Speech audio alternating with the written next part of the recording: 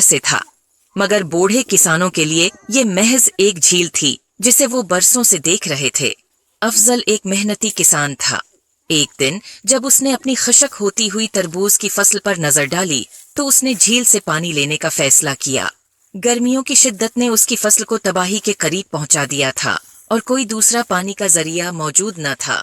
अफजल अपनी गोधा गाड़ी को लेकर झील की तरफ रवाना हो गया।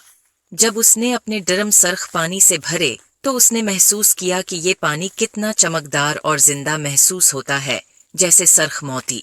कुंधे अचकाते हुए वो पानी को वापस अपने खेत ले आया और अपनी प्यासी तरबूज की फसल को सीराब करने लगा।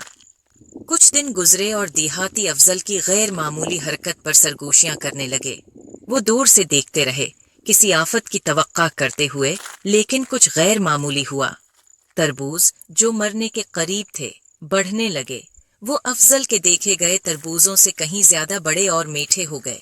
जल्द ही ये खबर गांव भर में फैल गई। लोग दूर दूर से अफजल की फसल देखने आए।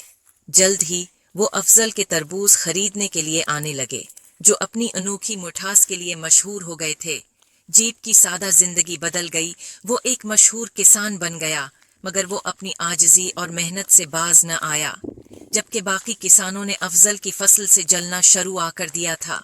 एक शाम सब मिलकर अफजल को हराने की साजिशें करने लगे। उन्होंने अपनी फसल को झील का पानी दुनिया का सोचा, मगर झील के पानी से उनकी फसल को खास फर्क ना पड़ा।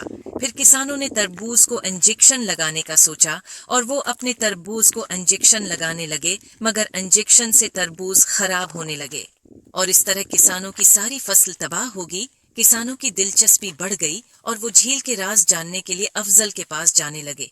फिर तमाम किसानों ने अफजल से अपनी गलती की माफी मांगी और सर्ख झील का पूछा कि हमारे तरबूज क्यों नहीं बड़े हुए।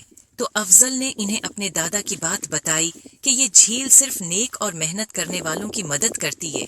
इस तरह सब लोग नेक और उसचे दिल से सर्ख झील से अपनी फसलों को सराब करने लगे। वक्त गुजरता गया और गांव भी बदल गया। गांव खुशहाल हुआ, एक ज़रूरी और तिजारती मरकज बन गया।